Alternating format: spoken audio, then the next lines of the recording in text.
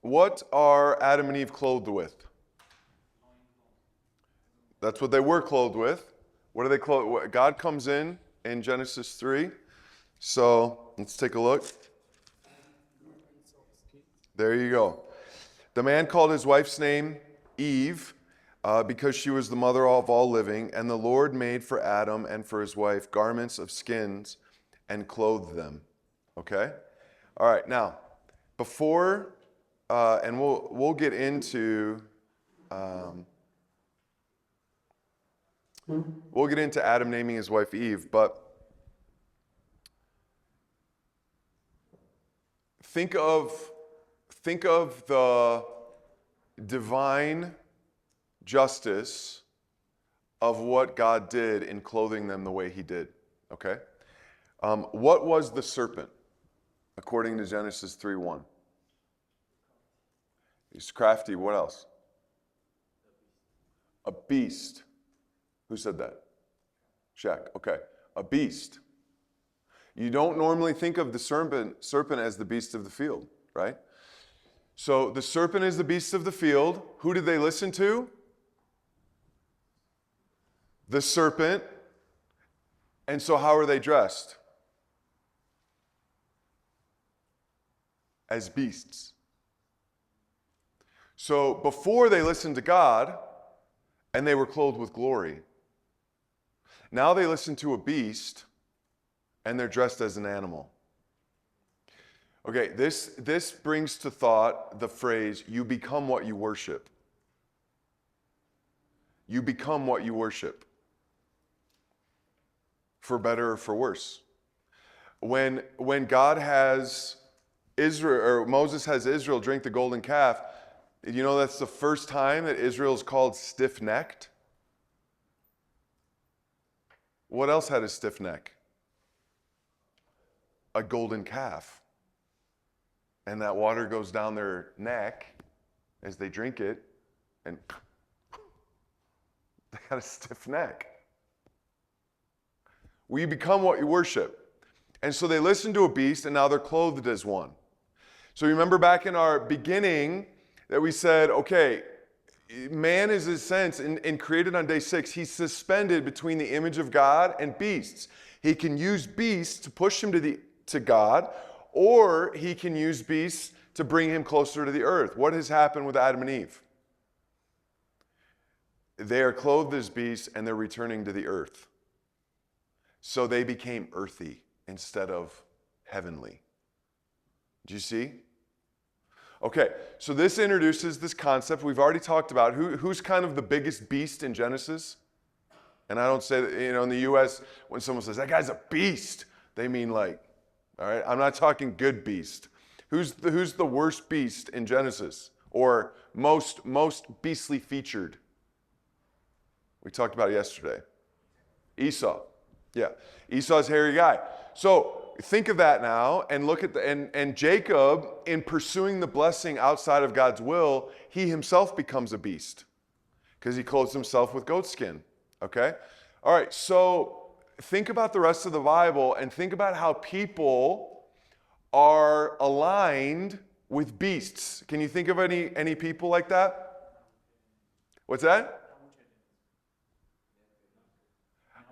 Okay, yeah, we say it differently. Nebuchadnezzar, exactly.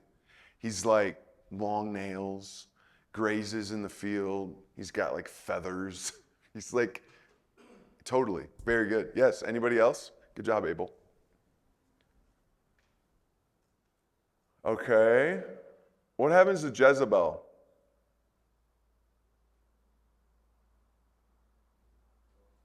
Falls out a window. They go to get her. Yeah, I think all that's left is like her skull and her hands or something, or the soles of her feet. Her hands and the soles of her feet maybe is what. And I'm sure there's symbolic significance there. Because the priest's hands were daubed with blood, their feet were daubed with blood. I'm sure there's something there, but well, that's not in my purview. Okay, so she's eaten by dogs. What about Jonah? Swallowed by a whale. Okay, none of these people are doing well. There's a really awful passage in the book of Ezekiel that describes Israel's women, it describes Israel as a woman, and it says that they lusted for men that had members like donkeys. It's a pretty gross text, okay? That's how carnal they were. Israel was as a woman, okay? Psalm 73 will say, I was like a beast toward you. Saul's soldiers, when he sets a vow on them that they can't eat while they're fighting, which is a really dumb vow, soldiers need to eat, right? It says that they pounced on this flesh and ate it while the blood was still in it. So there's that going on. But then you've got other people like Daniel. What happens to Daniel? Does he get eaten? Is he in close proximity to beasts? Yes. So Daniel's different. All these other people are bad and they're associated with animals or beasts. But Daniel's with them. They're even supposed to eat him, and they don't. I think the point is that Daniel is like a heavenly creature. Okay? He's moving toward heaven.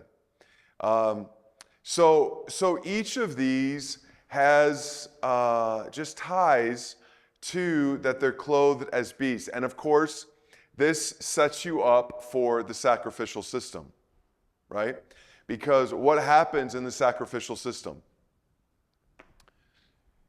We are beasts, okay? Another two example, what did Elijah and John the Baptist have in common besides being prophets of God?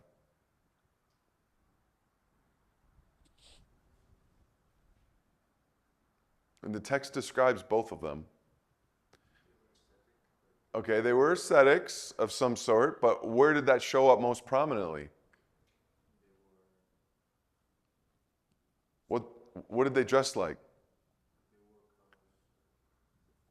Camel skins, a leather belt. Okay? So Elijah and John the Baptist dressed like Adam and Eve. Okay? And I think the reason they do that is to say, we are beastly and we need to be remade. And so are you. And you all need to be remade too. We're all beasts before God and we need to be remade. We need to be reclothed. So you're dressed as a beast because in the sacrificial system, you come and you bring your animal, you lay your hand on its head, and then you confess your sins. Then that animal has just become who? You. Now that animal is you. That's how Israel was meant to think. Okay? So I just connected with this animal. It's like all Israel lays their hands on the priest to ordain him, which means the priest represents Israel, who is a kingdom of priests, right? So when you lay your hands on something, it's like you're associating with it. You're becoming it in some sense, okay?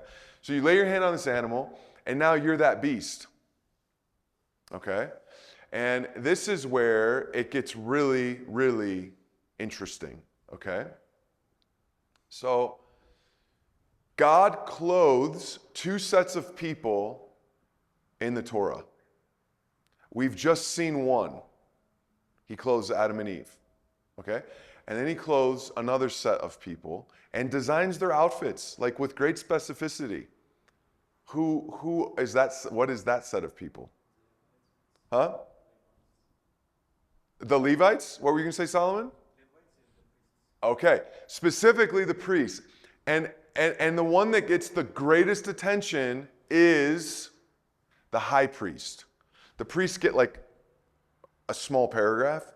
The high priest gets an entire chapter, basically. Exodus 28, okay? All right, that's significant. God only clothes two sets of people.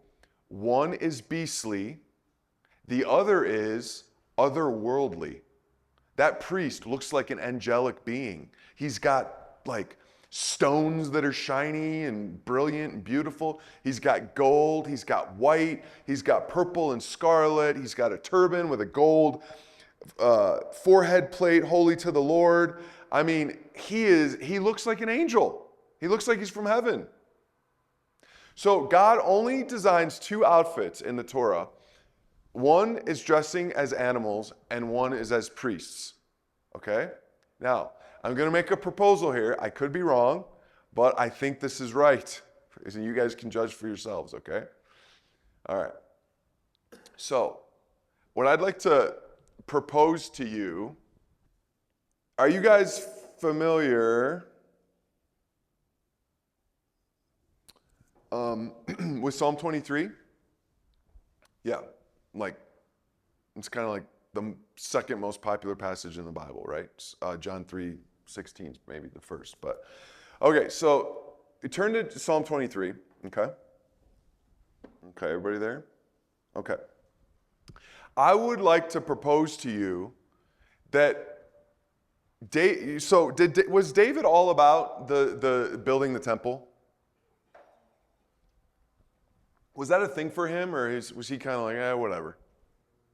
It was a big thing, right? He wanted to build it, and God wouldn't let him because he was a man of war. He had blood on him, right? So he's tainted by blood. But he collects everything to build it, and then sets Solomon up to get it done, okay? So David is obsessed, I don't think that's an overstatement, with the house of the Lord. The zeal for it consumes him like Jesus, okay? And I think because David was so obsessed with the house of the Lord, I think Psalm 23 is a meditation on the transformation that takes place in the house of the Lord. That you enter the house of the Lord as a beast and you're transformed into a priest. Okay? Okay, so I've got the tabernacle complex drawn on the screen here. So let's work through Psalm 23, okay? So, the Lord is my shepherd. Okay, so what is David seeing himself as? A sheep. So he's starting out the psalm as a beast. He's a sheep, okay? Then he says, I shall not want. What sort of sheep were you to bring to the tabernacle? The best cared for animals, right? Okay. The Lord is my shepherd, I shall not want. In other words, he's a well cared for sheep. Okay? Okay, so here's God.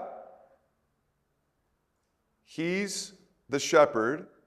He's bringing David, who's a sheep, okay, to the tabernacle. The Lord is my shepherd, I shall not want. He makes me lie down in green pastures, okay? Canaan was known for its lushness. So you picture the tabernacle complex as always being like just dirt. But once it got into the promised land, and it probably was that in the wilderness, but once it got into the promised land, this was probably grass. It says that in different passages throughout talking about the promised land, that it was fertile, it was lush, it was grass, okay? You lead me in green pastures. You make me lay down beside. All right. Are there any still waters in the tabernacle complex? Okay, you've got the laver here, which would have still waters in it. Okay. You lead me in paths of righteousness for your name's sake. Okay. 3 times a year, men were to make their way to the tabernacle, to the temple or tabernacle complex. Okay, 3 times a year, all men were commanded to do that. That's what the Psalms of Ascent are, that they would recite those as they go. Okay, so you lead me in paths of righteousness for your name's sake. Okay, so he's here, even though I walk through the valley of the shadow of death. Okay, do you know what the altar was made of? God's really specific about it. Stones that were not cut by man. Okay? That is like a mini mountain. You with me? Okay. So if you're next to that mountain now and you're killed, what would you be killed in? The valley. You are with me. Your rod and your staff, they comfort me. Okay. And now, so what happens is you came in as a beast, and what do you turn to on the altar? You're burned, so what do you turn to? Yeah, the ash goes down. What goes up? Huh? Aroma, yeah. The smoke, the aroma. Okay, so it goes up from the altar, okay? Now, remember that this altar is essentially Mount Sinai laid flat, okay? So when this smoke goes up, if all of this is ascending up, where does this smoke go? To the Holy of Holies, where God is and where his table's set. And that's where he smells it. And it's a pleasing aroma to him, right? Okay, so David has just gone from being a beast in the valley of the shadow of death to going into the holy place. Now he's here, and what happens into the holy place? You prepare a table before me in the presence of my enemies. Who made this table? Where did the gold from this table come from? Egypt, which was Israel's enemies. You prepare a table before me in the presence of my enemies. It's their gold. Okay? And he says, you anoint my head with oil. Do you know the only people anointed with oil in the Torah? In the Torah, it's only the priests. The kings come later. You anoint my head with oil. So if your head's anointed with oil, that's priestly talk. Okay? My cup runs over. Do you know what was on this table in addition to the bread? Were flagons that the priest would fill with wine every day, twice a day. And they were never permitted to drink it. They poured it out. My cup runs over. So David saw that in God's house there was an abundance of wine, and he pictured that from the priest dumping out the wine all the time. Okay, surely goodness and mercy will follow me all the days of my life. Interestingly, David's from the tribe of Judah, that in the marching orders, the tabernacle arrangements would be behind him. Goodness and mercy are words always affiliated with God's house, like a ton in the Bible, okay? So surely goodness and mercy will follow me all the days of my life. And then he tells you what he's been doing the whole psalm.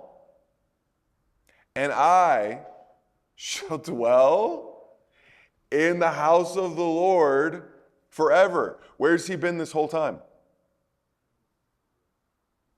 In the house of the Lord. So anyway, take it or leave it.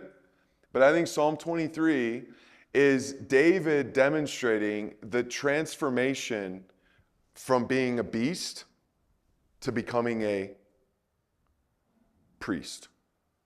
Does that make sense? Okay. So it's definitely something worth at least considering. Okay? And of course, let me go back to that. What's awesome about this is that what is this except the exact transformation that we have with Christ? That we start as a beast and we are made priests through the cross. Okay? That's what Jesus does to us. We're transformed into heavenly people. That's the deal. Pretty cool, huh? To think about.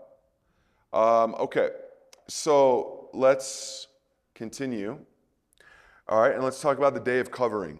Okay, so God covers Israel here. Okay.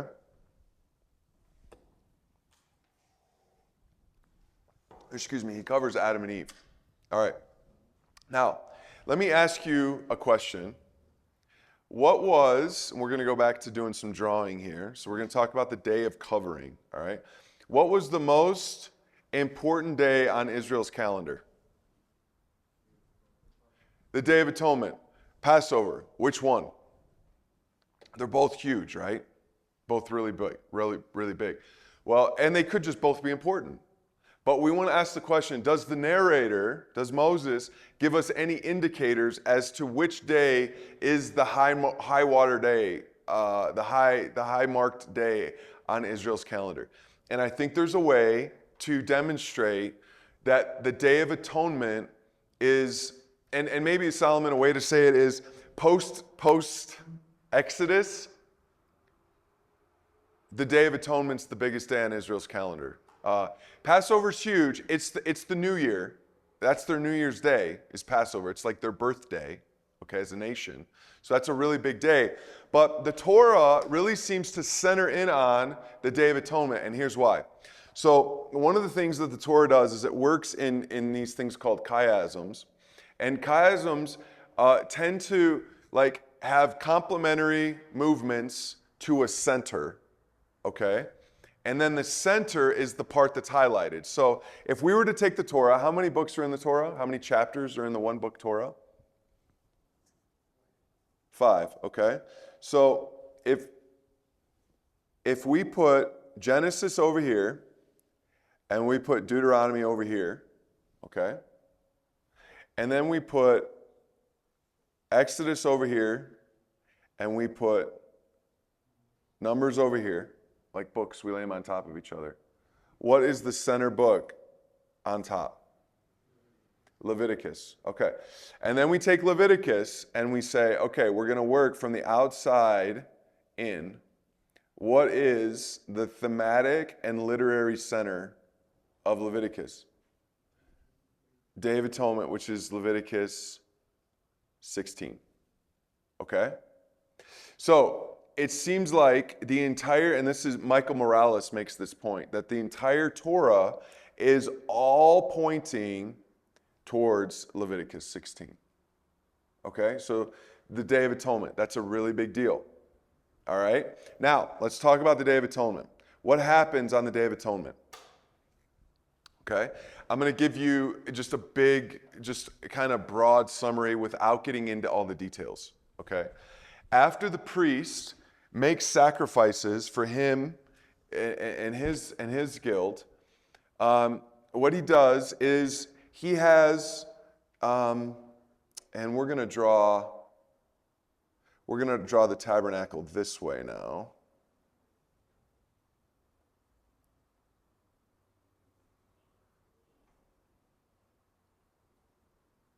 Oh, excuse me.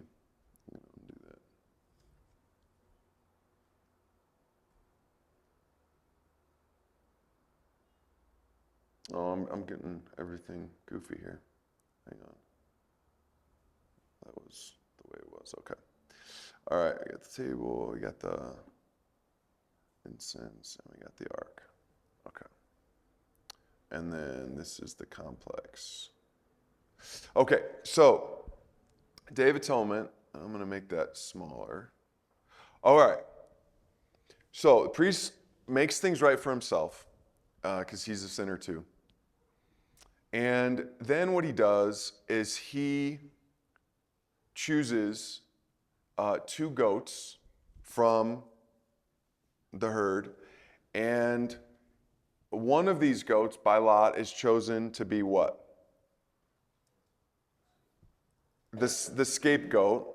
Okay, so here's one, and then here's the other. Okay, and one's the scapegoat and one's the sacrifice. Okay, now,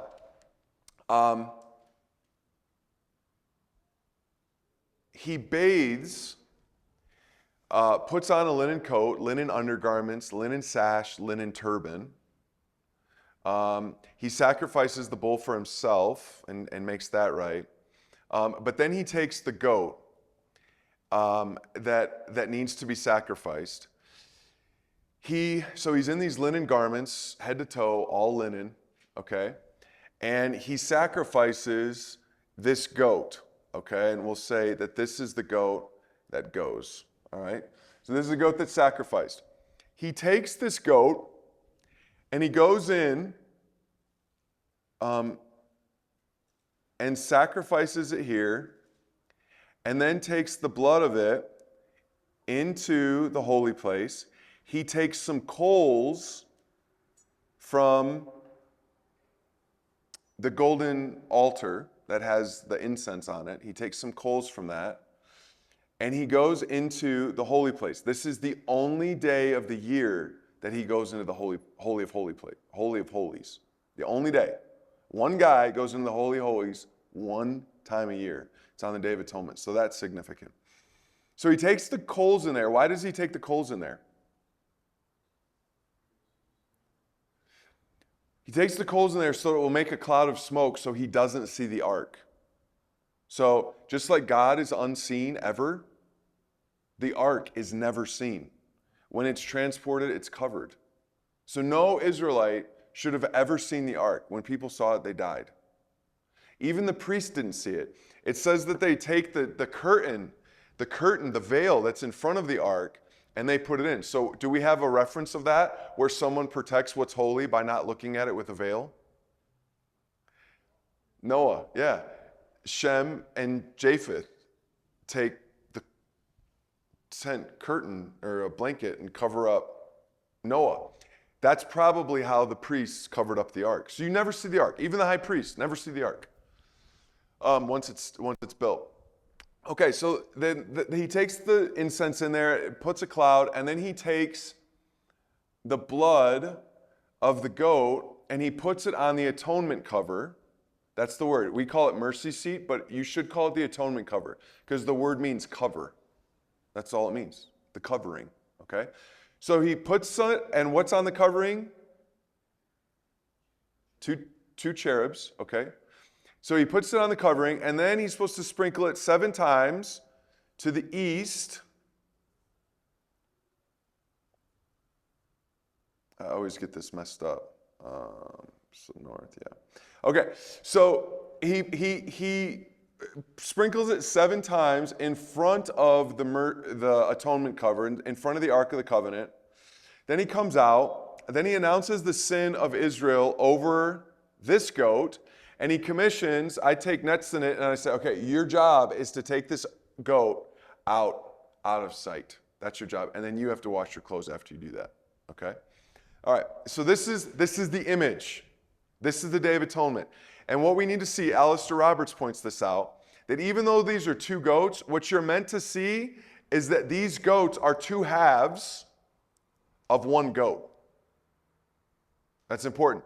So that what happens to this goat gets illustrated with this goat. This goat's death sends your sins away. Does that make sense? So these 2 goats are meant to be like 2 halves of 1 goat. This goat just illustrates what this goat did. You with me? Okay. All right. This is Israel's most important calendar day. It's in the 7th month. That's the month that has the most feasts because 7's huge. Okay? It's the day of Israel. All of things point to it. It's the only day the high priest goes in the Holy of Holies. It's a huge day. It's when all the temple complex and the people are atoned for in their sin. It's made clean. You're made clean. It's a day of covering. Okay? Now, guys. Whoops. So, let's talk about this for a second. All right? What I want to demonstrate is that this day has been planned and foreshadowed all from the beginning when sin entered the world. Did God plan to atone for sin the moment it entered the world? It's his first word to Satan, right? The serpent, that she'll crush your head. That is God making it right. So you have, from the very beginning, God planning to rectify what went wrong. Okay? Now, what I want you to do is I want you to see that in Genesis 3 and what just happened. okay? So think big picture, all right? We're gonna kind of go microscopic into the holy of holy place, okay? So this is the ark now, bigger, and I'm just gonna draw a line, okay? And I'm gonna have 2 cherubs right here, all right? This is the line. I'm gonna make that a little smaller, all right? Okay. Now, just think big picture, okay? Is there anything in Genesis 3 and 4 that reminds you of the Day of Atonement? Remember, what's chapter 4 about? Cain and Abel. Okay. Is there anything like the Day of Atonement that's taking place? Here's what's already like the Day of Atonement in Genesis 3, what I just drew here. Do we have anything like 2 cherubs in Genesis 3? Guarding the garden, we have 2 cherubs. Okay. What happened right before Adam and Eve were driven from the garden? What did God do for them? We've been talking about it. He made clothing for them. So God just made clothing for them. They were naked. He just made clothing. And then he drives them out of the garden and stations cherubim there. You with me? Okay. So if he just made clothing and then drives them out and stations 2 cherubim, what is on the ground around these cherubs? Huh? You may have been on it. What'd you say? Say it again, Doggy. The blood of the animal. That's exactly right. Okay, so you've got blood on the ground, 2 cherubs. Adam and Eve go from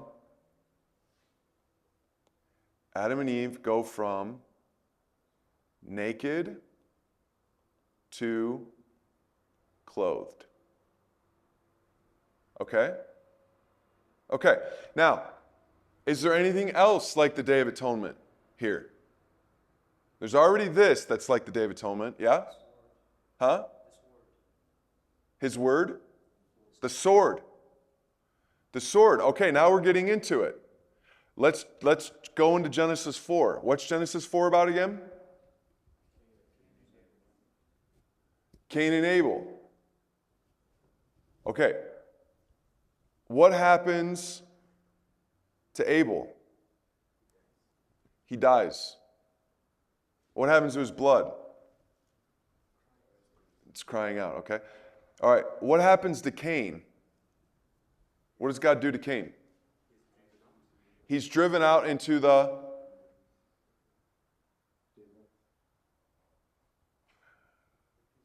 Okay, so which one is the goat that's sacrificed? The righteous one. Cain is sent out into the wilderness. Where is that goat sent? When I tell Netzina to take that goat out, it's the goat, and you're to take it out to Azazel, is what Leviticus 16 says. What does Azazel sound like? Nobody really knows, but everybody seems to affiliate it with the demonic realm. Okay? So it's like where your sins go. It's like hell. Okay? So Cain carries his sins. Does Cain ever repent? Not that we can tell. Cain's a really sad character we'll get into. So he goes out into the wilderness with his sins. Are you guys seeing the picture here? Okay, now let's stop a second and let's ask. So we've got Adam and Eve, so now we've got the priest, okay? And you've got the sacrificial goat, and you've got the wilderness goat over here, okay? Now, let's keep going through the Bible. Does this story ever get retold again? Any other way? Anything even close to similar to this? What happens to Isaac? What does God have Abram do to Isaac? Isaac is sacrificed. What happens to Ishmael? Into the wilderness with Hagar. Okay, anything else like this? What does God do to Jacob? He rips his hip out. Okay? What happens with Esau? What kind of guy is Esau? What's he affiliated with? The wilderness. Okay? And this can keep going on and on and on. You see little pieces of this, okay? But what happens to Jesus? Because does Pilate want to kill Jesus? Is he going to have a happy wife if he kills Jesus? No, because she had a dream and told him, please don't kill Jesus. Not only that, but Pilate doesn't think Jesus is guilty. So he does not want to kill Jesus. He's finding every which way to not kill Jesus. Okay?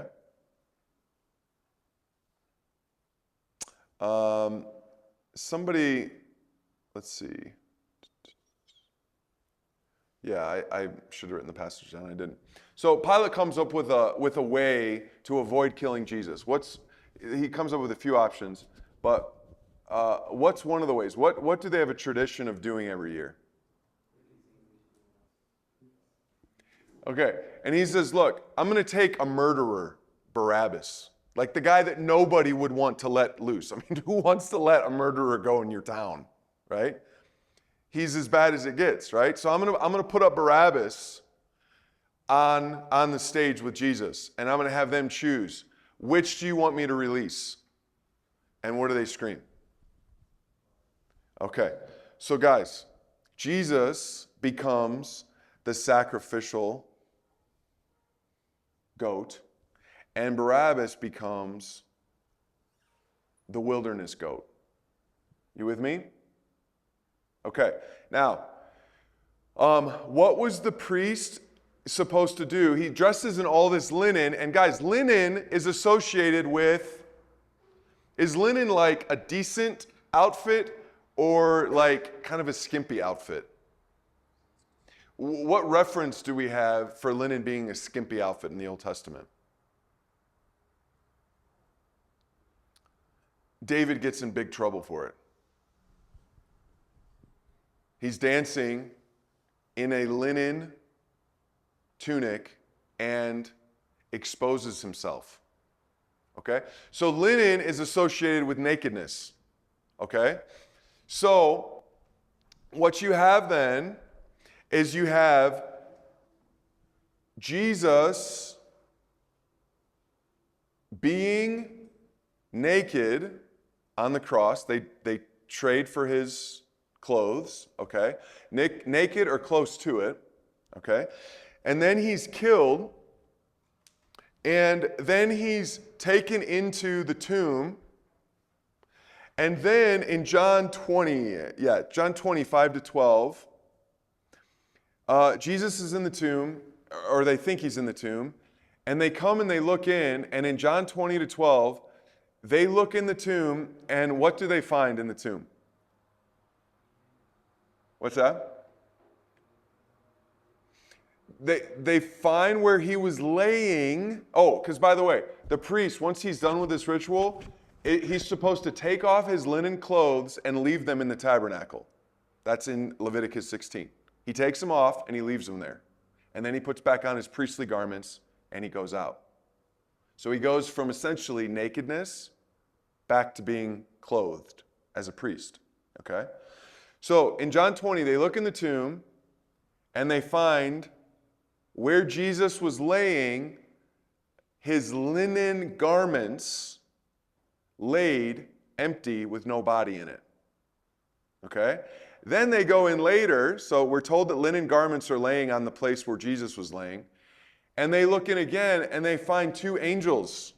And it says those angels, they point this out, the Holy Spirit doesn't waste his breath. The angels were sitting at the head and at the foot.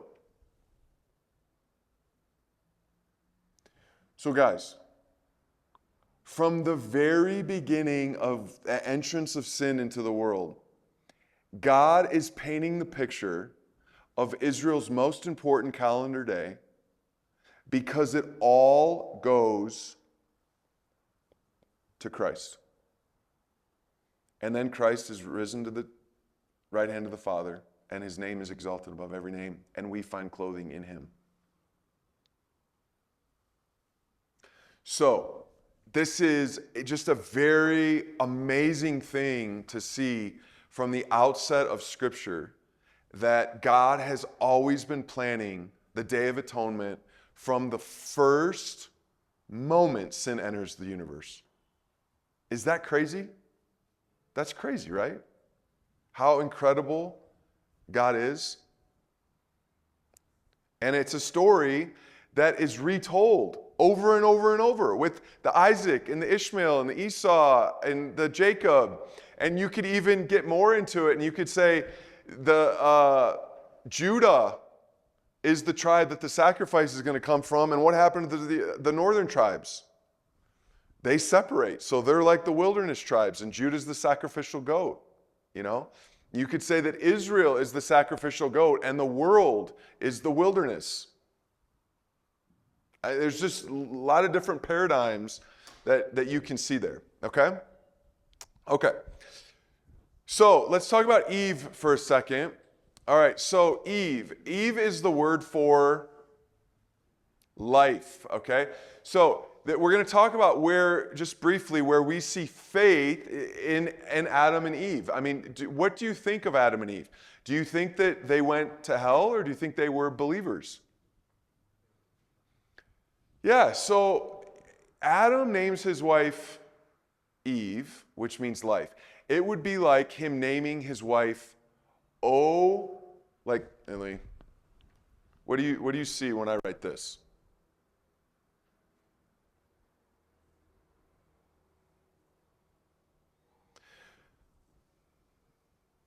What do you see when I write this?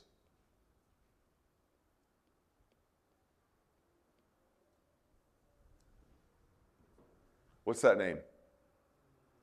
Olivia. Okay, where do you think that comes from? Oops. Uh-oh. Okay, now pronounce it like that. Live, Ia.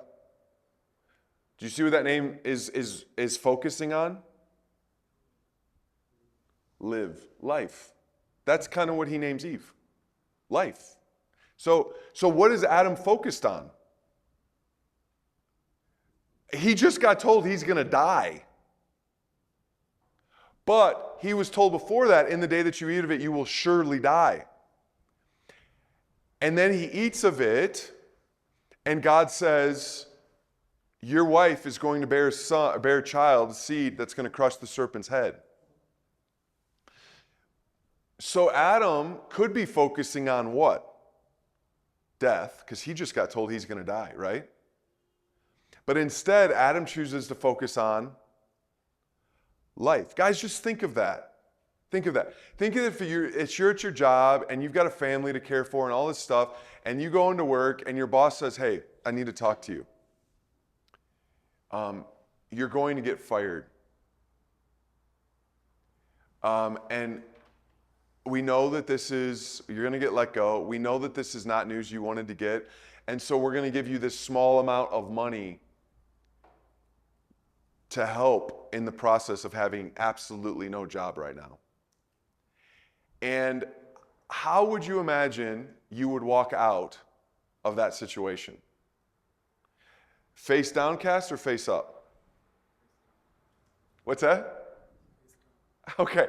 I would be tempted to have my face down, right? Okay. Adam basically just had that. He just got told, you're going to return to the dust. And Adam walks out of the judgment and he says, hey, honey, I got let go today. But he gave us $100 to get started. It's like Adam had faith in a very bad situation. So I tend to see the way that he named Eve, because we know that you can name people names that reflect sadness, because that's where Abel came from. Dude, I'm so sorry, Abel. I'm so sorry to be picking on you. But Abel's name means vanity. It means breath. It means when you're warming up the water, you see that mist come out, and how long is it there? For a second, and then it dissipates. So Adam could have named Eve Abella. You know? He could have done something like that. Like, it's hopeless. We're all dead. It's terrible. He could have done that. But instead, he says life. There's life coming. So I think Adam was a believer. Okay? And then Eve, we see, names Cain. And she names Cain acquire. Like, God gave me this. He gave me this gift. Okay? Which I think is a positive read on bearing Cain. But like I said earlier, I think once she got to know Cain, because Cain was the sacrificial, or he was the wilderness goat that was going to carry his sin, Cain had some trouble that she probably saw very early. She names her next son Breath. But then beyond that, she names Seth, and Seth means appointed. That God has appointed me a son in place of Abel. So guys, I take the view that Adam and Eve both believed after they fell. I think that's the way the text indicates it's meant to be read. Okay? All right, and then we got exiles or east. Exiles or east. So guys, here's the deal. This is important. Okay. We talked about Genesis 1 and day 6, where man's made with the beast. He's either going to go up to God or he's going to go down to the earth, okay? All right. Now, Adam and Eve are barred from the garden. They're driven out. The same word that used for Pharaoh driving out Israel is the same word that's used for God driving out Adam and Eve. They were like heels digging. They did not want to go. Like, he gets them out, okay? So they're out, and now they have a new identity. They are not home dwellers. They are exiles. This is the first exile of God's people.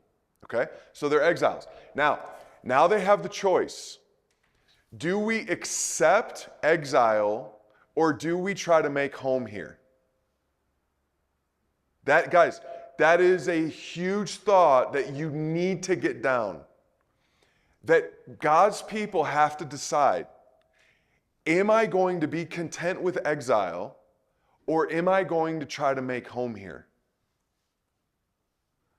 Okay? This is huge, because what does the author of Hebrews say about the likes of Abraham, Isaac, and Jacob? He points something out about all of them, and what is it? It's a big deal to him. They were wanderers that lived in tents.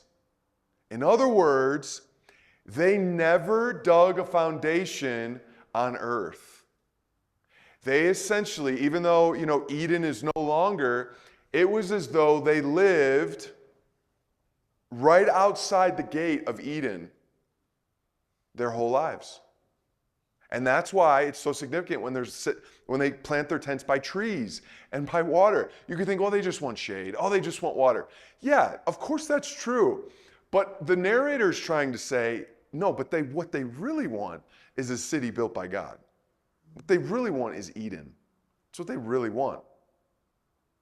So when you see people be content on earth as far as trying to make heaven on earth, they are the ones that aren't content with being exiles. They want to make home here. And that's never good.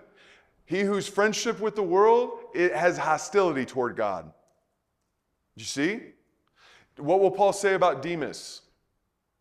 Demas, he left me. Why? Because he loved the world.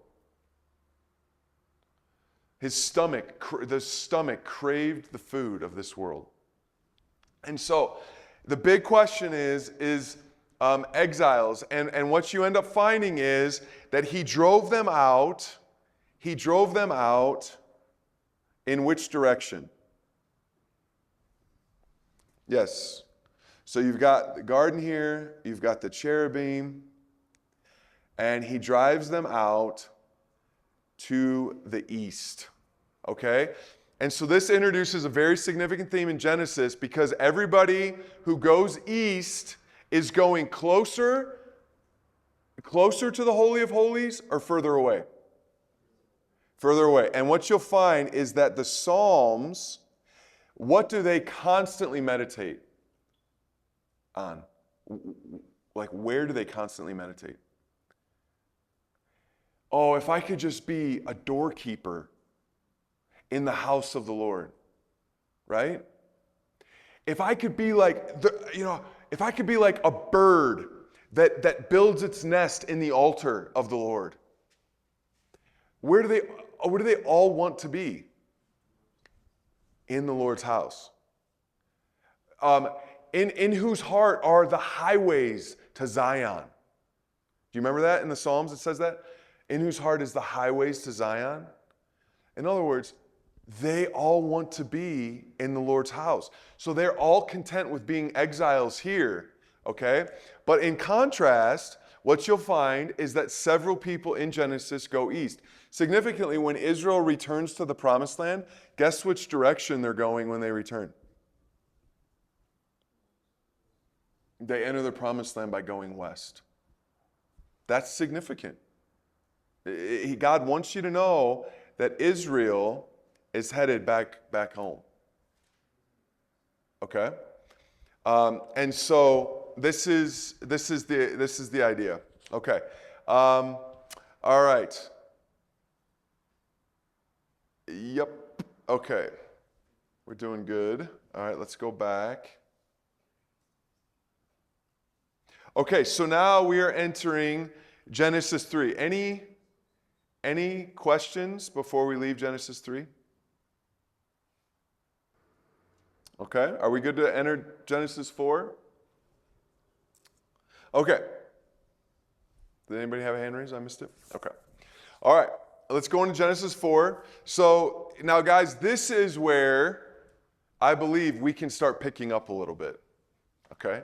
So now we need to roll and make some good time. Okay? Because here's the thing.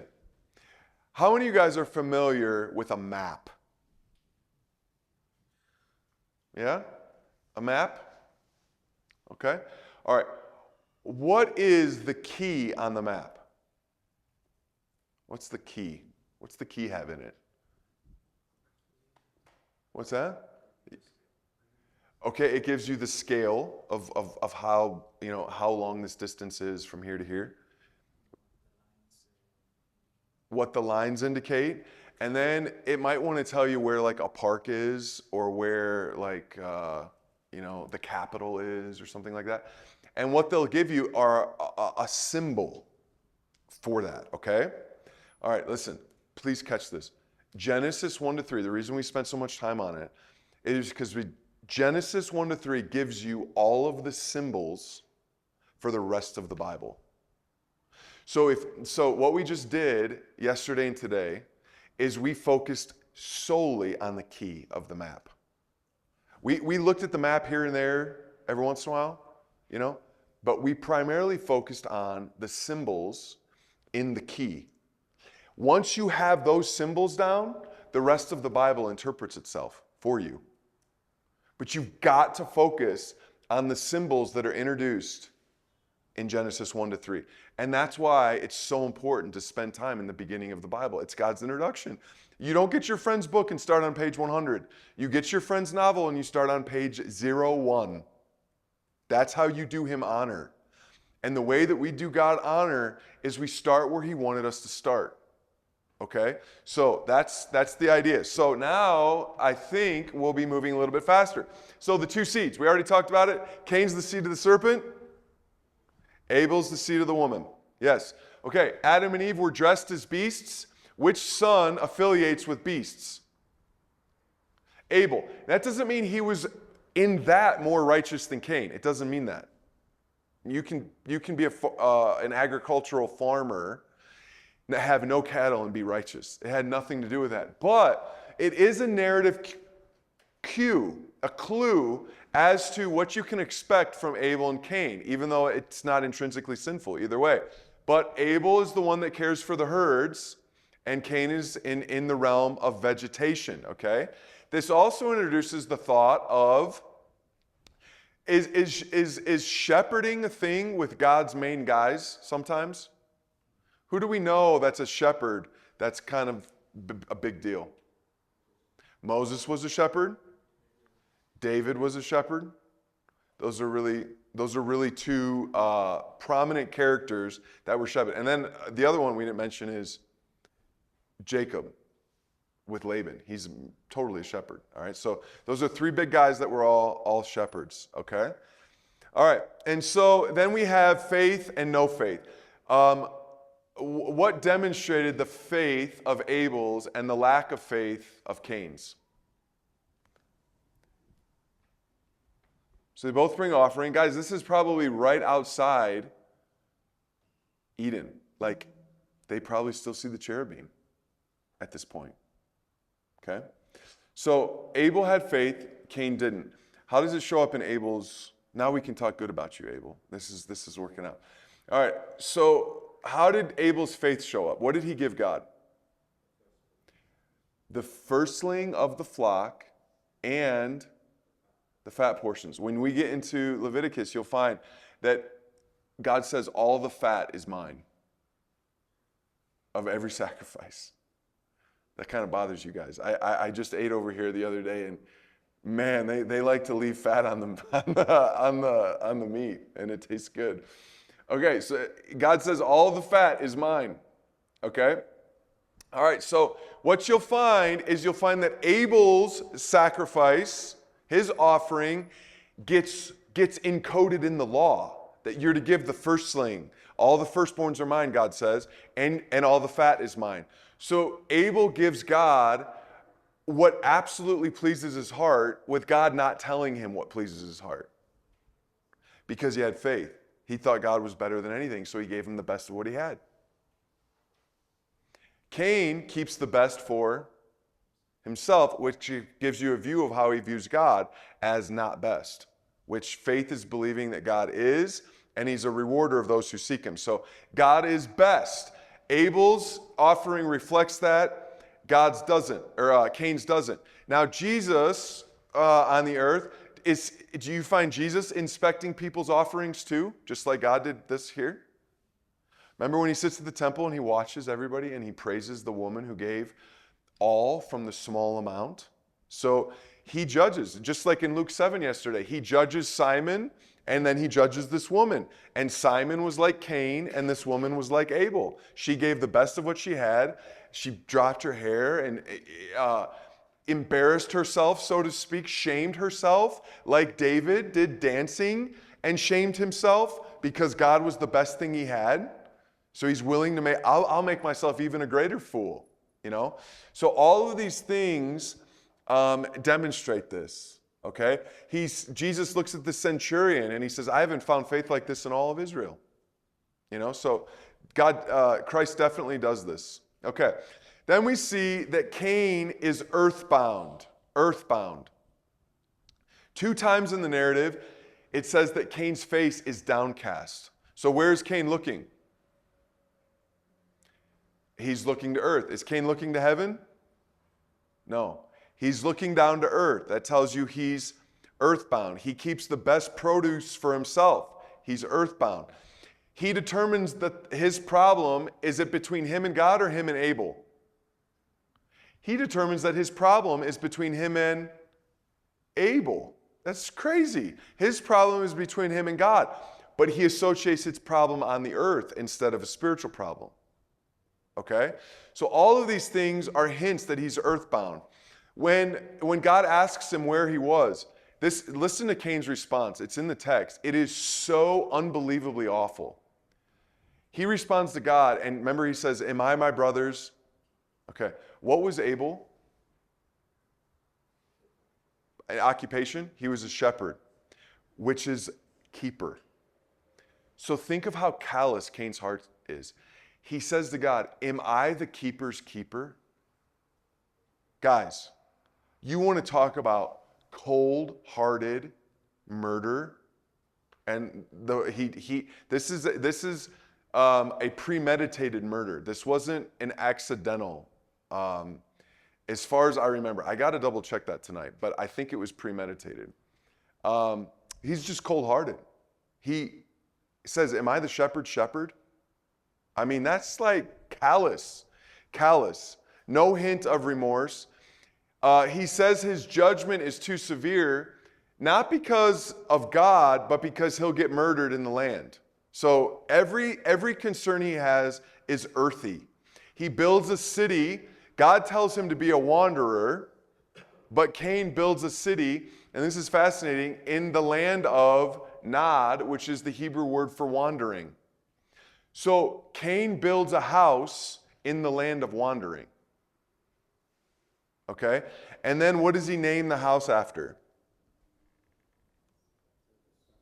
He names after his son. Okay? And who is Cain supposed to be spreading knowledge of? Whose image are we? God's. And instead, he's naming stuff after himself.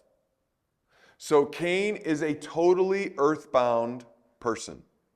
Okay?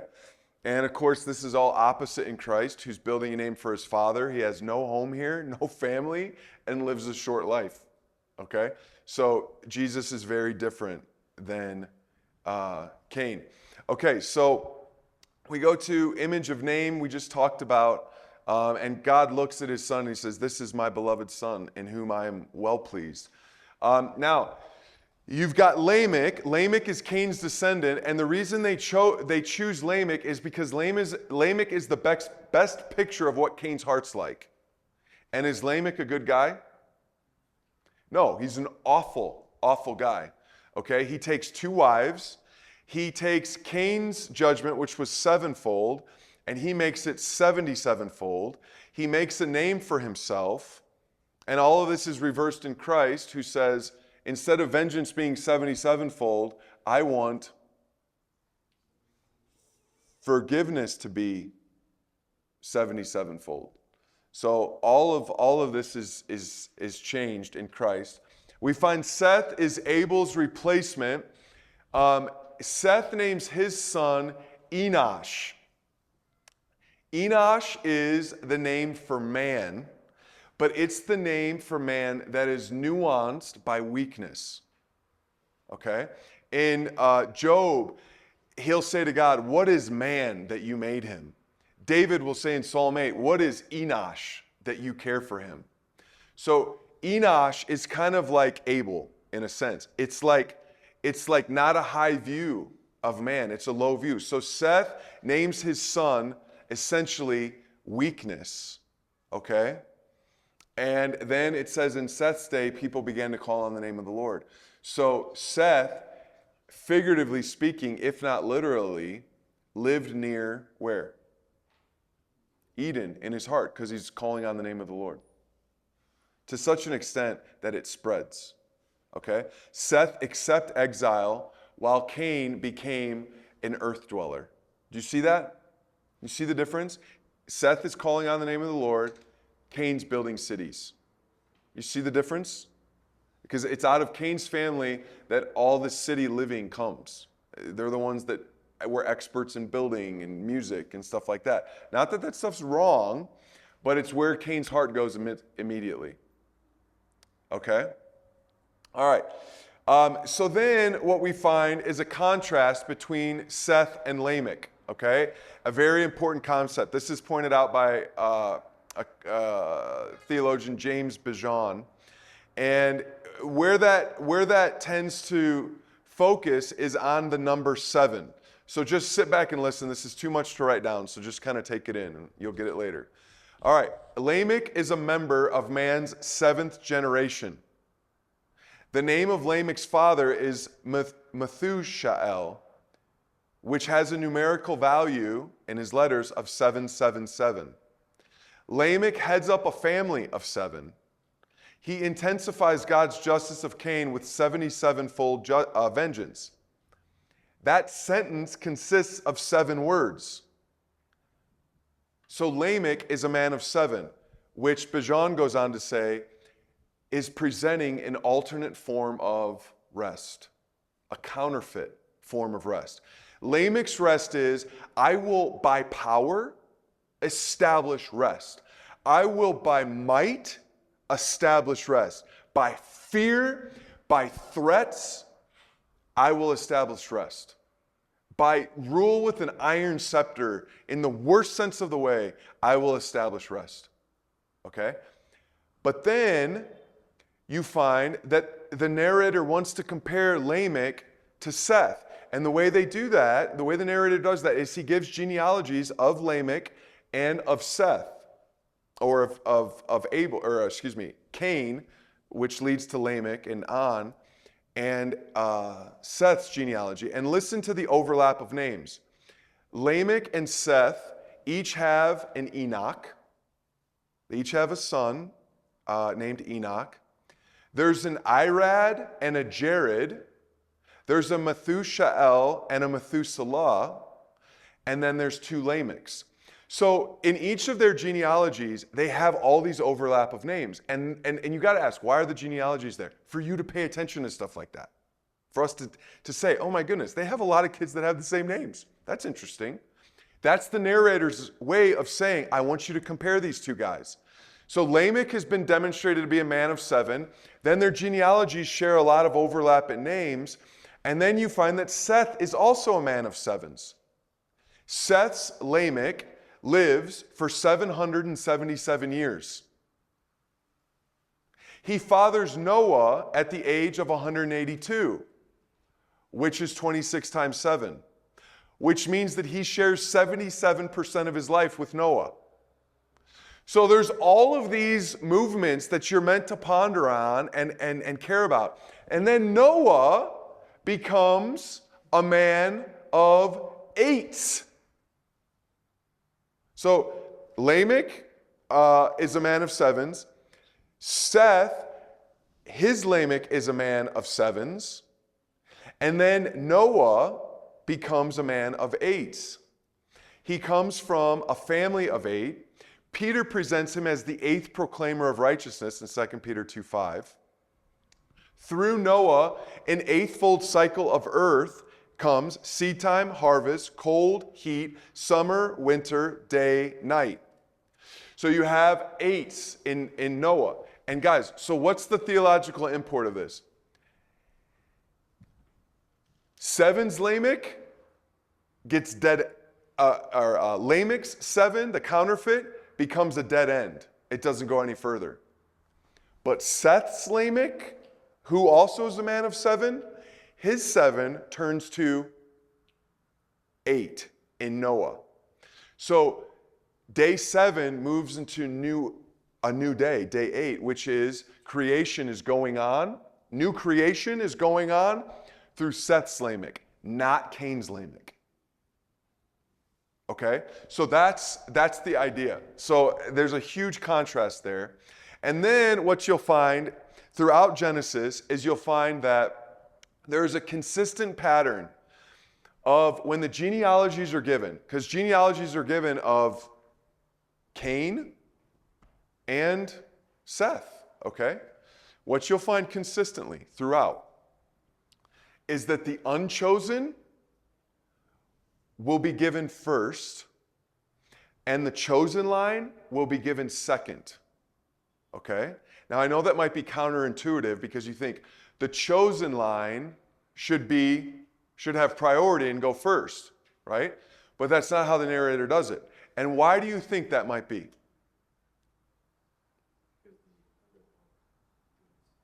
The underdog wins? Okay, that's good. That's very true. I think there's another narrative push. I think what the narrator's doing is the narrator's saying, we need to tie up this line and be done with it. And now I want you to watch this line keep going. So, Cain say goodbye. Seth, let's keep talking. Lot, let's say goodbye.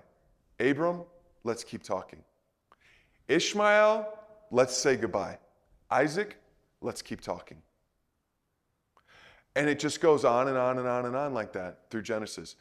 The unchosen line gets dead-ended. The chosen line is a door we walk through. So we leave Cain in this room and we go into this next room with Seth. That's the movement. That's the movement of the text. Okay? It's dead ends and doorways. All right. So, any questions with Genesis 4? Solomon. Yes, yeah, you got. It's so funny. You guys ask such good questions that I just completely go past, like, because I don't care about them. Okay. Yeah. So, but these are the questions that the world's asking, and so they're good questions to have answers to. So I'm not shaming you. It's a good question. Yeah, it's pretty clear that it had to be his sister. Yeah, it says that Adam and Eve had other sons and daughters, and Cain married his sister. Yeah, and you know what's honestly interesting is you go back, like, who was Eve to Adam? I mean, can you get much closer to same bloodline as coming from the person? I mean, that's as close as it gets, right? I mean, she was taken from him. I mean, that is as close of a sister as you can find. So what you'll find in Song of Songs is, what does he call his beloved? My sister, my bride. So there is this thought in the scriptures of this close-knit unity. Abraham and Isaac will frequently tell these guys that they're afraid of that, well, actually, Sarah's my, second separated sort of thing, sister. Or Rebecca, like, technically she's kind of my sister, they'll do that a lot. This will be condemned in the law as far as incest goes, and it will be outlawed. But at this point, that's not the case. Yeah. And so, you'll find the current culture always like shames the previous, and that's just, C.S. Lewis calls it chronological snobbery, where we look at ourselves and think the generation before us were just total idiots, what were they thinking? All this stuff. That's what dumb people do. We shouldn't do that. So yeah, we look at this and we say, yeah, he married his sister. Adam married his own exact bloodline, it happened and it was okay then, but God dismantles it in the law system. Yeah. And there's talk of like bloodlines became less pure as it goes kind of thing. Like we live a lot less longer than some people lived back then. And, if there's some scientific thing to it, there could definitely be that. Yeah. And the Egyptians kind of never stopped. If you look at some of their pharaohs, they just get more inbred, and it gets really bad. So, good question. Somebody else?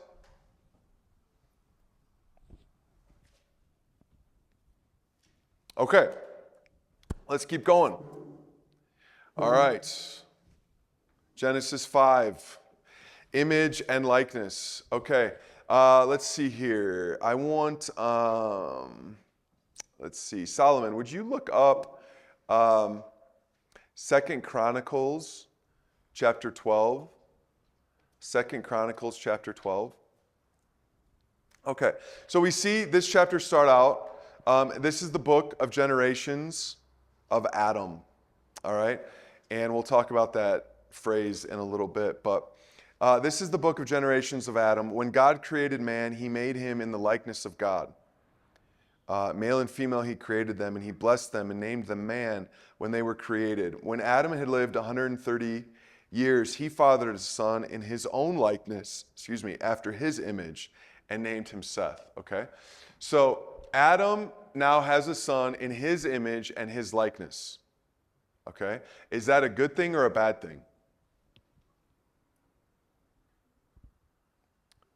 Okay, well, if you're in God's likeness, you create life wherever you go.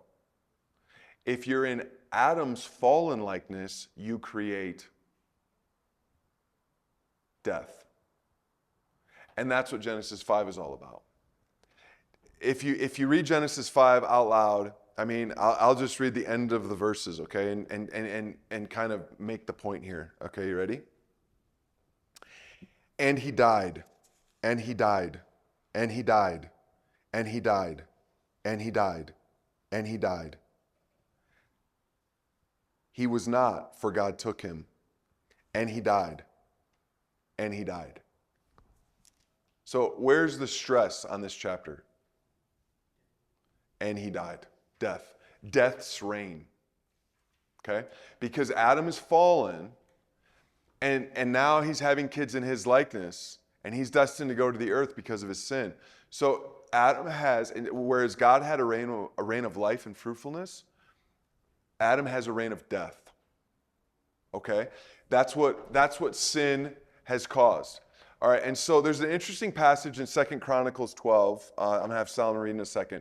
So check this out. It says that King Rehoboam had abandoned the law of the Lord and all Israel with him.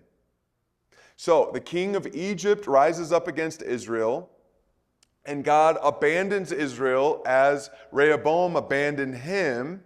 But then Rehoboam and his princes repent, and they have brokenness before the Lord, and he spares them, okay, from total destruction. But then he adds this, and I want Solomon to read it for us. 2 Chronicles 12:8. Nice and loud if you would, Solomon. Okay. Yeah, that's good. Did you hear what he said? I won't let Egypt destroy, but I am going to let them serve the king of Egypt so that they know the difference between serving me and serving man. Okay?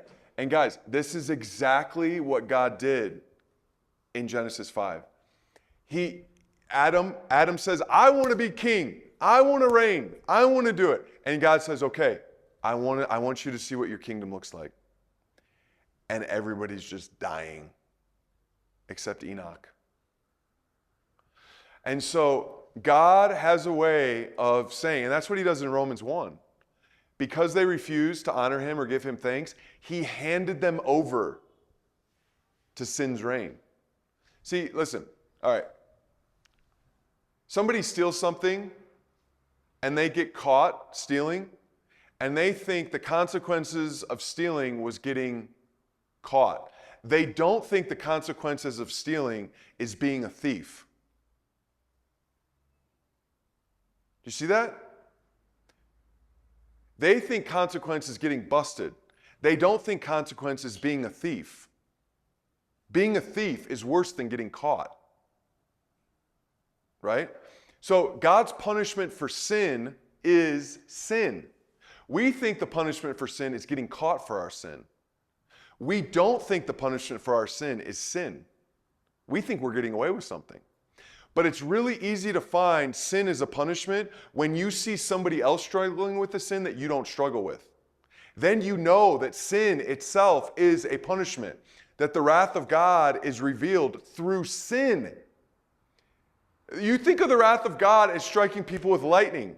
No, the wrath of God is handing people over to be a porn addict, to be a gambling addict, to be an alcoholic, to be a drug addict. That is what God does. He gives you over to the sin, and that is your punishment. Because it's so heinous, because you actually think you're getting away with something. I remember working at a gas station in college, and this old guy came in, and he asked me where the gentleman's club was. Okay? Which is where, it was like where women strip. Okay? And he asked me about that. And I was like, oh, like you are gross. Like, I just was like, I don't know. And he's like, all right. And he left. he thought he was getting away with something. But from the outside looking in, I see him as filthy, right? And it's not like I don't struggle with that. But watching him just hand himself over to it was really repulsive, right? So God tends to hand people over to what they want and let them experience that a bit, okay? And that's what he did with Adam in Genesis 5. And that's why it's death's reign. But we have good news because we have Enoch. Enoch is the first person we see that's said to walk with God since the garden. And what this tells you is you, like, it's the narrator's way of saying, hey, you may have thought that no one will ever be able to walk with God again after Eden. But what does Enoch prove? You can still walk with God. And he takes Enoch, and he didn't die. Okay, so that demonstrates that it's not, hope is not all lost. You can still have a relationship with God. Okay, and then let's talk about Toledoth. So, Toledoth is a big thing in Genesis. It's important that I mention it. It's this phrase, in the generations of. Are you familiar with that? It's like what these are referred to as. And it happens 11 times in Genesis. The first Toledoth is in the generations of the heavens and the earth. That's the first time it happens. Then it's the Toledoth of Adam. Then it's the sons of Noah. Then it's Shem. Then it's Ham. Then it's Japheth. The sons of Noah, Shem, Ham, and Japheth. That's one Toledoth. And then it's and then it's a Shem Toledoth, Terah, Ishmael, Isaac, and Esau has two Toledoths, and then it's Jacob, okay, in the generations of. Now, and it'll start with something like, in the generations of, and it goes heaven and earth, and then it goes. The term is a Hebrew one that comes from, it means to give birth, okay? Coming from Hebrew word yeled. Okay? Now, what do you think these things mean? Do you find anything weird about them? Like, who would you expect to get Toledoths?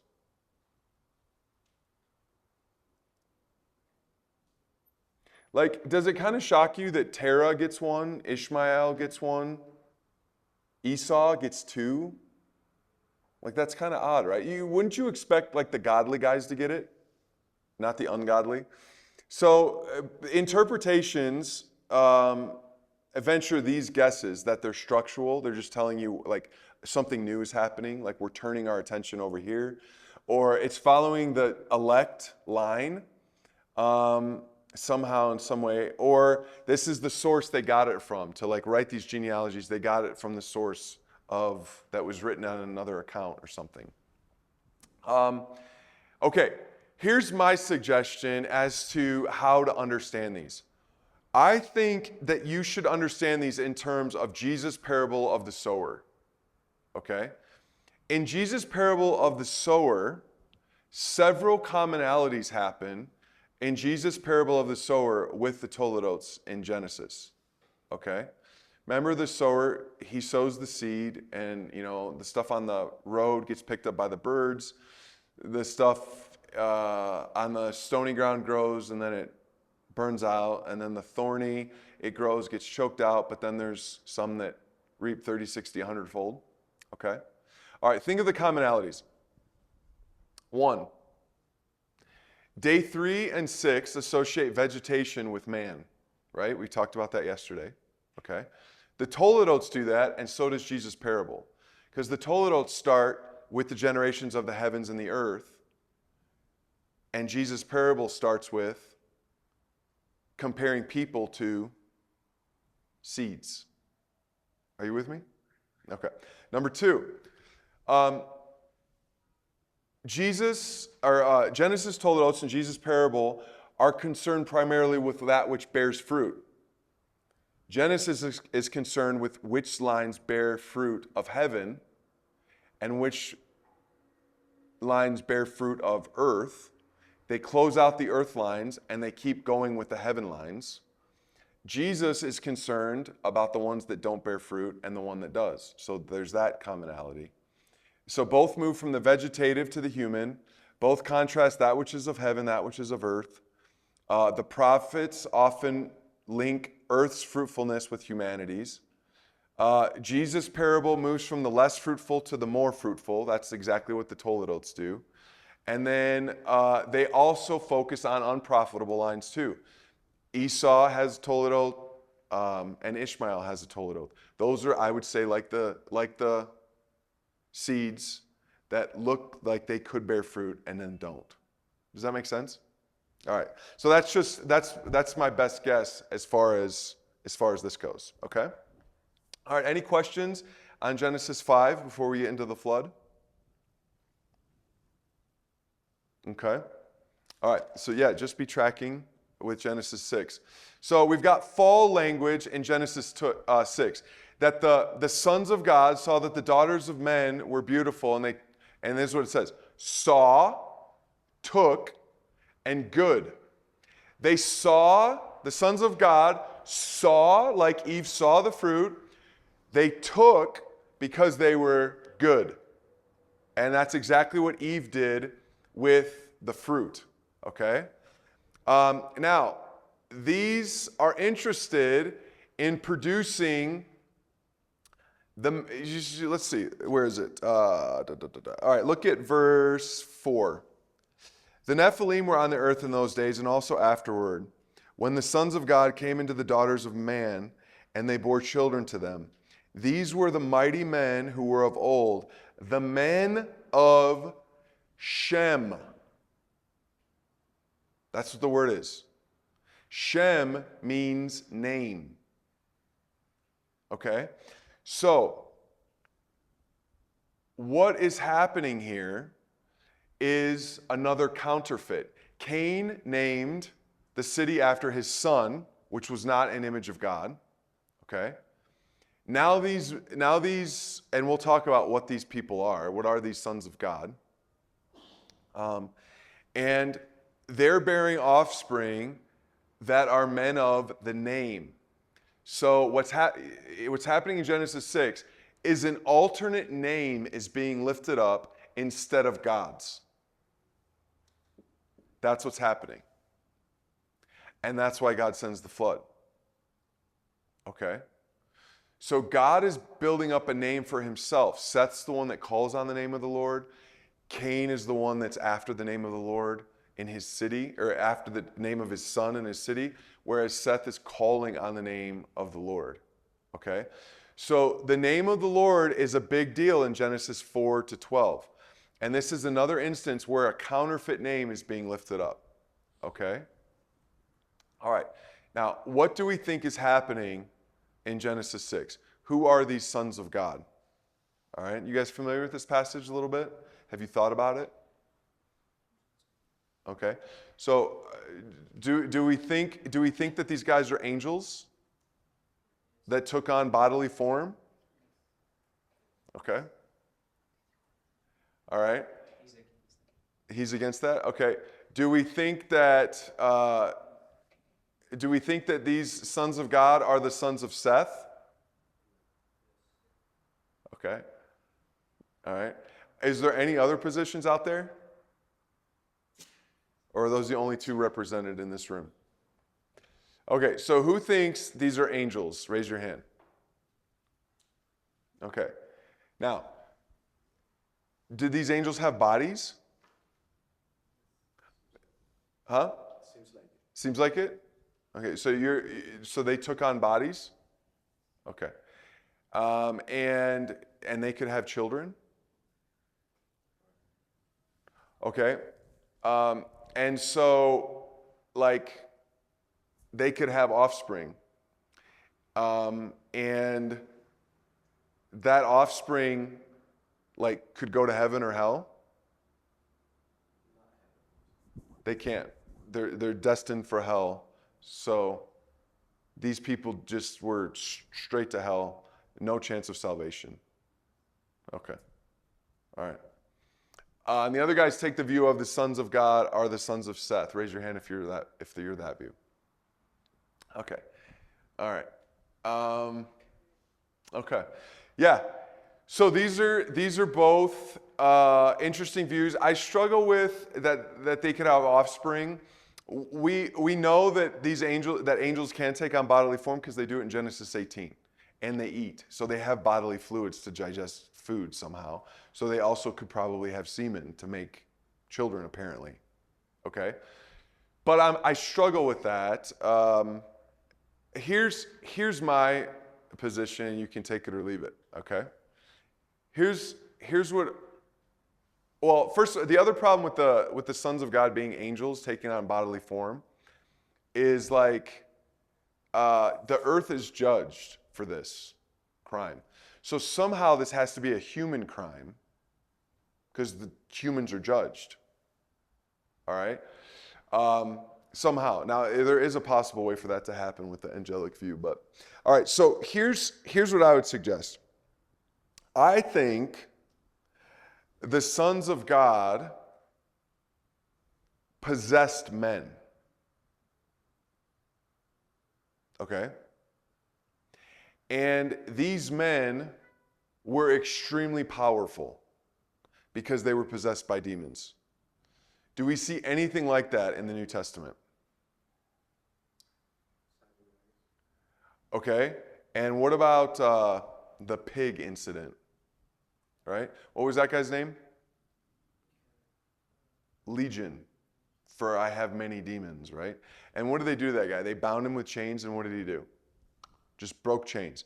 Nobody could mess with this guy, okay? So here's my position. My position is I think that angels embodied humans, and humanity, and they took wives, but I think humanity is culpable in that they wanted these men because they wanted power like Lamech. Remember how Lamech says, if you do anything to me, if you so much as hit me, I'll kill you. That's what Lamech's like, okay? So I think humanity looked at these powerful, possessed human beings and wanted life with them so that they could live and make a name for themselves by force. Okay? So I think humanity was very complicit in this, and they wanted superhuman power. They wanted to be like superhumans, like superhero power. Okay? And I think that's what makes the most sense out of the fact that the flood comes on humanity and lifespans are shortened. Because I think these people wanted to be super powerful, and God says, I'll break you down and wipe you out. So that is my position on who these sons of God are and how they come into the daughters of men. Okay? But those other positions are not bad, and they could be right. I just, that's where I landed in studying this. Okay, so what we have here, and something that adds to that is, do you remember how we worked through the test of adultery yesterday? Okay, so we have another test of adultery here. You remember all the components of the test of adultery? All right? Where a man's suspecting his wife, brings her to the tabernacle, water, judgment, dust, hair let down, barren. Okay? So think of this. This comes from Rabbi David Foreman. He says this. You have a wind or spirit of jealousy come over God, who is the husband of humanity. Okay? When it says the Spirit of God in Genesis 6:3, then the Lord said, my spirit shall not abide in man forever, for he is flesh. So that is, the word is used for a spirit of jealousy comes over the man in Numbers 5. Okay? Why is God upset with humanity? Does it have to do with a sexual union? Yes, there's sexual union taking place between sons of God and daughter of men. So that's a sexual union of which he does not approve. Then, is there threatening water for the guilty? Yes, the water of the flood is the threatening water for the guilty. God is the one exercising judgment, just like in the Numbers ritual. He's the one exercising judgment. He will blot out humanity. It's the same word for him blotting out the oath into the drink. Okay? There's a suspecting man present. The suspecting man this time is right. And who is he? Noah. He was a preacher of righteousness. Okay? He's the suspecting man. He's right. And then after the flood comes, it says the Spirit of God went over the waters as if like it was satisfied. Like his judgment was vindicated. Okay? And then Noah is told to be fruitful afterwards. Okay? So Noah is the faithful. He kind of takes both roles of the faithful husband, but also the faithful bride, because then God's told him to multiply. Okay? Because he does represent both. Okay, so I would suggest that to you. I think David Foreman's right in saying that there's a test of jealousy that's taking place here. And is humanity guilty? Yes, they're guilty. Okay. There's huge creation language here. You see things that look back to the beginning of creation. The Lord saw, verse 5, and God saw, verse 12. Recalling God judging each day. We find in verse 20, according to their kinds, according to their kinds, according to their kinds, like Genesis 1. You recall the days 3, 5, and 6 with mention of livestock, every creeping thing, every bird, every winged creature. The breath of life resurfaces in verse 17. And just as water prevailed over the creation at the beginning, so now water prevails over creation right now. So he sends earth back to its pre-creative state. That's what happens here. Every high mountain's covered with water. The earth is completely covered with water. Another huge creation theme here is that God created to fill the earth with his images, but when he looks at this earth in verse 6:11, what's it filled with? Violence. So God wants the earth to be filled with his image. Instead, he looks at the earth and it's filled with violence. Okay? So knowledge of him was supposed to fill the earth, but instead it's filled with violence, which is the offspring of adultery. Okay? And so you also have this touch of spirit and flesh. You could read, Genesis 6:3, the Lord said, my spirit shall not abide in man forever, for he is flesh. What's he saying? That men are beastly. They're fleshly. They're earthly. They're not spiritual. They're earthly. They're not heavenly. They're earthly. Therefore, I'm going to bury them in the earth. Okay? He's holy flesh. That every thought is evil all the time. Okay? It's an awful thing to consider. It says that it grieved him to his heart. This is a word that's used when somebody's sister has been raped, or when a man hears that his son has been killed. That emotional response that comes, just total anguish, that's what God is feeling towards humanity at this point. Okay? We've mentioned the ark being in Eden. How is ark in Eden? How's the ark a picture of Eden? 3 layers. The animals? No. There is water, but this is like water of judgment, so I'm not sure I would put that there. The simple thing is, what's the ark made of? Yeah, it tells you what kind of wood. Go for wood. Okay? And what was the garden filled with? Trees. So this is Eden. Trees, animals, humanity, 3 layers floating through the water. It's a seed of Eden that's waiting to be planted on Mount Ararat. Okay?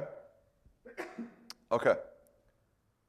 And then, we see with Christ, Josh was just talking the other night and pointed out, I hadn't thought of how quickly they go from the upper room to the garden. So they're in a high place in the upper room, and then they're in a garden filled with trees. And then Jesus is hung on a tree. He's buried like a seed, and he's fruitful. All pictures of Eden resurfacing in Jesus. Okay? All right, then an interesting thing Paul says in 1 Corinthians 11. Have you ever read it where he says, he's talking about women and head coverings, and he says to do this for sake of the angels? Okay? It's an interesting passage. Paul's very likely taking this from the flood incident, where the sons of God, this is where I would come away from the sons of Seth view, because he says, cover your heads, women. In other words, have a sign of authority on your heads for sake of the angels. Because the angels, can angels still fall? Apparently, Paul thinks so. So he's saying, be chaste, women, for sake of the angels. And we're to judge the angels. So we have a higher position because we are the image of God. So something to consider. Yeah, Asais. Yeah, honestly, man, it's a tough passage for me. I don't think this passage is as easily gotten past as some people think. It's a hard one for me, honestly. I could see it saying that we still should do it. So it's tough. It's a tough one.